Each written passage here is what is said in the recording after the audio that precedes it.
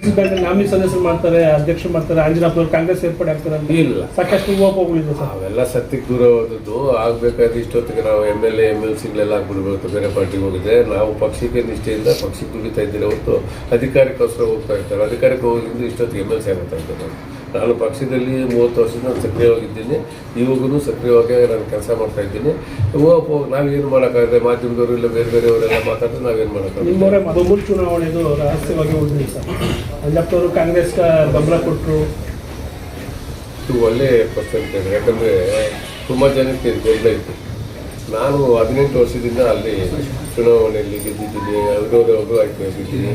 ಈ ಸಾರಿ ನಮ್ಮ ಪಕ್ಷದ ಒಬ್ಬ ಹಿರಿಯ ಕಾರ್ಯಕರ್ತ ನೊಸೆನೂರು ರಾಜಶೇಖರ್ ರೆಡ್ಡಿ ಮಂಡಲ ಅಧ್ಯಕ್ಷ, ಅವರು ನಮ್ಮ ಜೊತೆಗೆ ಬಂದರು. ಅವನು 1 ವರ್ಷದಿಂದ ಕೇಳ್ಕೊಂಡಿದ್ದ, ನಮ್ಗೆ ಇದೊಂದು ಸಾರಿ ಬಿಟ್ಕೊಡಿ, ಸೌತಿಗೆ ಬಿಟ್ಕೊಡಿ. ಅದರಿಂದ ಎಲ್ಲ ಪ್ರಮುಖರು ಕುತ್ಕೊಂಡು ನಾರಾಯಣಸ್ವಾಮಿಯವರು, ಬಸವರಾಜರು ಎಲ್ಲರೂ ಮುಖಾಂತರನೇ ನಾನು ವಾಪಸ್ ಹೋಗ್ತೀನಿ. ನಾನು 18 ವರ್ಷದಿಂದ ಇದ್ದೀನಿ, ನಿಮಗೆ ಅವಕಾಶ ಕೊಡೋದು ಕೊಟ್ಬಿಟ್ಟು ಬಂದೆ. ನಾನು ಬಿಟ್ಟಿದ್ದು BJP ಅವ್ರಿಗೆ ಬಿಟ್ಟಿದ್ದು, ನಾನು ರಾಜಶೇಖರ ರೆಡ್ಡಿ ಬಿಟ್ಟಿದ್ದು, ನಾನು ಕಾಂಗ್ರೆಸ್ ಅವ್ರಿಗೆಲ್ಲ ಬಿಟ್ಟಿದ್ದು. ರಾಜಶೇಖರ ರೆಡ್ಡಿ ಅವರು ಆಮೇಲೆ ಅದು ಗೊತ್ತಿಲ್ಲ, ಅವರು ವಾಪಸ್ ತೆಗೆದುಕೊಂಡಿದ್ದಾರೆ. ನಾನು ಬಿಟ್ಕೊಟ್ಟಿದ್ದು ನಮ್ಮ ಕಾರ್ಯಕರ್ತನಿಗೆ ಬಿಟ್ಕೊಟ್ಟಿದ್ದು. ಇನ್ನು 18 ವರ್ಷದಿಂದ ಇದ್ದೆ, ನನಗೊಂದು 5 ವರ್ಷ ಕೊಡು ಅಂದ್ರೆ ನಾನು ಬಿಟ್ಕೊಟ್ಟಿದ್ದು.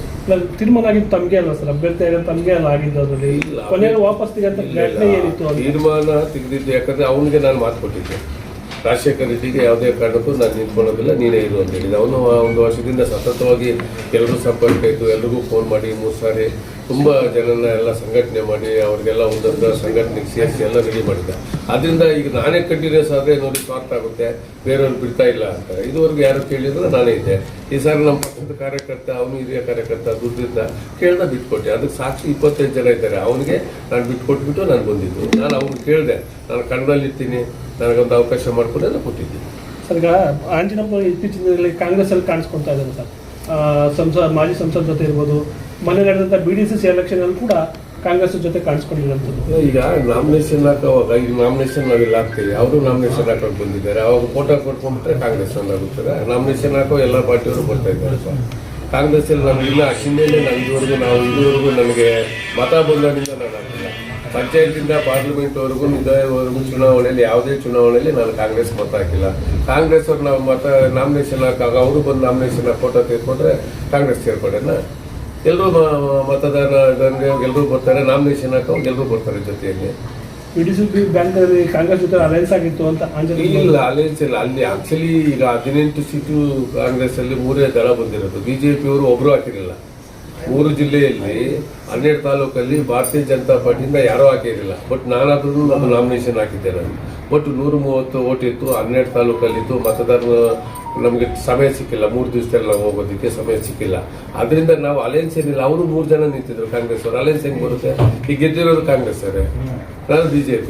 ಏನು ಅಲಯನ್ಸ್ ಆಗಿದ್ರೆ ಮತ್ತೆ ಎಲ್ಲರೂ ವಾಪಸ್ ಹೋಗ್ಬೇಕಾಯ್ತಲ್ಲ. ಅಲಯನ್ಸ್ ಆಗಿದ್ರೆ ನನಗೆ ಬಿಟ್ಕೊಳ್ಬೇಕಾಯ್ತಲ್ಲ. 3 ಜನ ಕಾಂಗ್ರೆಸ್ ಅವರು ಹಾಕಿದ್ರು. ಅಲಯನ್ಸ್ ಎಲ್ಲಿ ಬರುತ್ತೆ? ಅಲಯನ್ಸ್ ಅವೆಲ್ಲ ಹೂವಪ್ಪ ಅಷ್ಟೇ.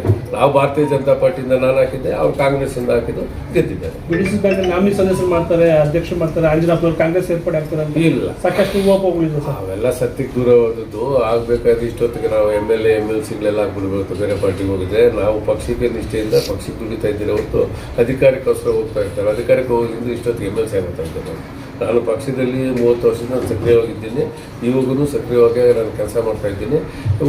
ನಾವೇನು ಮಾಡೋಕ್ಕಾಗದೆ, ಮಾಧ್ಯಮದವರು ಇಲ್ಲ ಬೇರೆ ಬೇರೆಯವರೆಲ್ಲ ಮಾತಾಡಿದ್ರೆ ನಾವೇನು ಮಾಡೋಕ್ಕಾಗಲ್ಲ. ನಿಮ್ಮವರೇ ಮಾತಾಡ್ಬೋದು. ಮಾತಾಡ್ಕೊಳ್ಳಿ, ಮಾತಾಡೋದ್ರಲ್ಲಿ ಅವ್ರಿಗೇನು ಮಾತಾಡಲ್ಲ. ಅವ್ರನ್ನೇ ಕೇಳಬೇಕು. ನಿಮ್ಗೆ ಯಾರು ಮಾತಾಡಿದ್ದಾರೆ ಅವ್ರನ್ನೇ ಕೇಳಬೇಕು. Thank you sir.